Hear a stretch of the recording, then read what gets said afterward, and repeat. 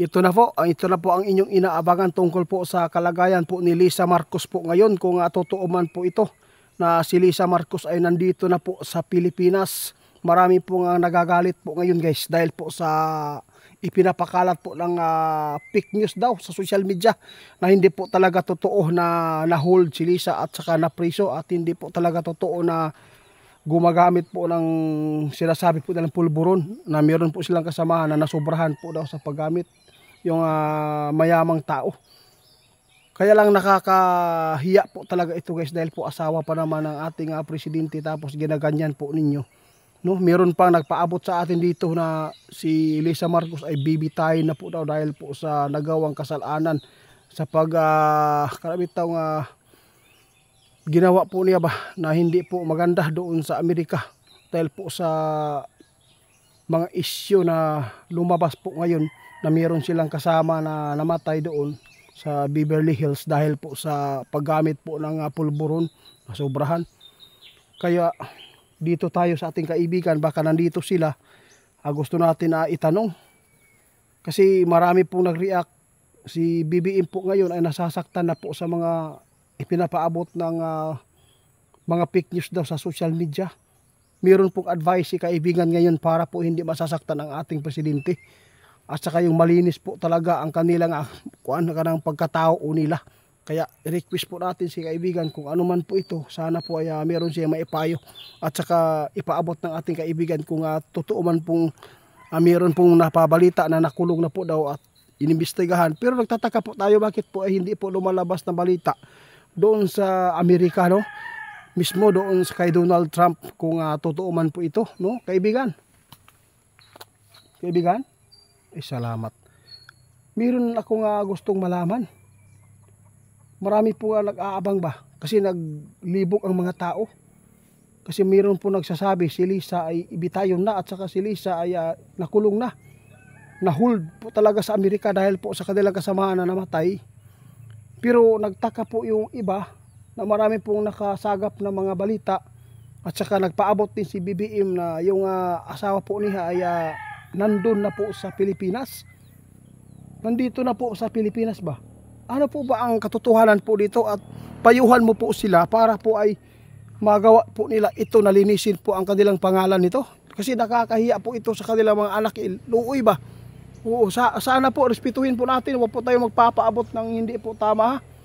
Baka magsisi kayo sa huli. Kaibigan, ano po bang totoo po dito?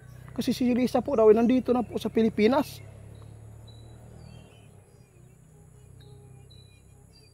Sa lahat po na nagpapaabot na sinasabi po nila bitayon daw si Lisa tungod kay nakalapas daw nga kaso, tungod kaya naa daw sila kauban. Huwag po kayong maniniwala dyan na bitayon. Hindi po talaga hayop yung tao na ganyanin po, no? Nagkaproseso po. Kung meron po talaga siyang nalapas na balaod sa Amerika, maghintay na lang po kayo kung ano man po ang pasya. At saka wala pong maitatago dito guys kung totoo man pong mga issue ito. Pero nasasaktan po yung mga Marcos kaibigan. O dahil po ay marami po daw nagpakalat ng fake news at kakasuhan na dahil po sa ipinakalat po nila na yung asawa po niya ay hindi po talaga totoo. Tapos mayroon pa nagsasabi, napakasakit po ito guys. Matandaan na po yan. Hindi po natin bastusin. Kung meron kayong galit, huwag po huwag pong ganyanin. Ano lang tayo mag-respeto ba? Kung marami nagsasabi, si Lisa daw ay mayroon pong lalaki, grabe naman po. Hindi na po talaga dapat po talaga kasuhan po niyo yan, ma'am. Sir, talaga, yun po dapat ang gagawin para po ay manahimik ang tao. Grabe, hindi na po maganda yan. Napakasakit po sa kanilang pamilya ito. Kaya kaibigan, ano po bang payo po ninyo?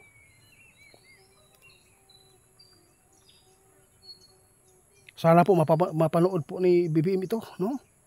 Mayroon pong payo yung kaibigan nating Duwindi President, no? At saka yung sa ABS-CBN, dapat po mabalita po niyo ito ng maayos, ha? Dapat po talaga na inyuhang para malinis po talaga ang ating asawa ng presidente natin. Ito po yung sabi ng ating kaibigan, no?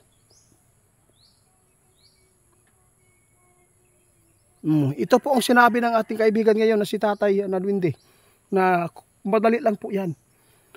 Dapat po iharap po ninyo ngayon sa ABS-CBN, kung sino man po ang pinakamalaking sa GMA, yung mga network na malalaki na hinahangaan ngayon, no? Yung pantay ba na magbalita na wala pong tinatago at walang tinatabunan ba? O para malinis po ninyo ang ano dito, rumi ng binabalita at saka yung mga ipinalabas po ng social media na mga fake news man kaya ito. Ito lang po ang payo ng ating kaibigan para malinis po ang inyong mga pangalan.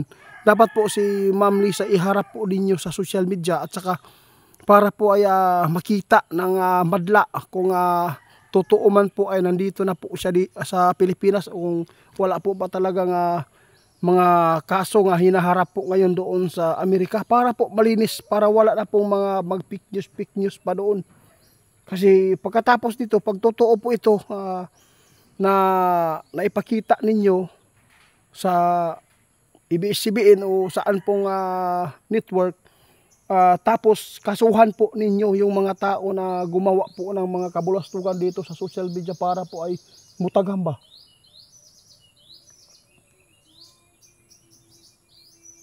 Sabi ng ating kaibigan na yan po ang hirap dito sa social media. Gumawa na lang ng content na mga fake news ba para lang makapanghatak ng views at saka makapag kumikita. Kaya meron pong mga pamilya nasasaktan. No? Kung mababasa po talaga sa mga anak nito na yung mga nag-vlog po tungkol po kay Lisa, no? Parang natatakot po talaga tayo pag napanood kasi sobrang pagpapahiya ba. No? Parang hindi na po talaga nirespeto. Lalo naman kaanang tawagong kang Lisa Tanas. Di ba? Grabe kaibigan. Sobra na po yung kanilang kung totoo man kaibigan na malinis po ang kanilang konsensya, kung pwede po parusahan mo yung mga taong gumagawa po ng mga balita na hindi po kaaya-aya sa mga Marcos. Hindi po talaga maganda ito. Respetuhin po natin guys. Oo, kahit po meron pong mga kamalian ang ating presidente, sa totoo lang mabuting tao si presidente. Oo, ang problema lang po dito yung mga tao ramang na nakapalibot sa iya na yung malalapit sa kanya, yung mga tao talaga nito, yun po ang mga salarin po sa kaguluhan po ng ating bansa.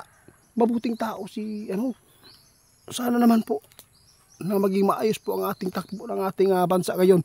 Na sana ay wala pong mga patayan at saka walang kurap. Yun po at saka magkaisa po ang sambayan ng Pilipino.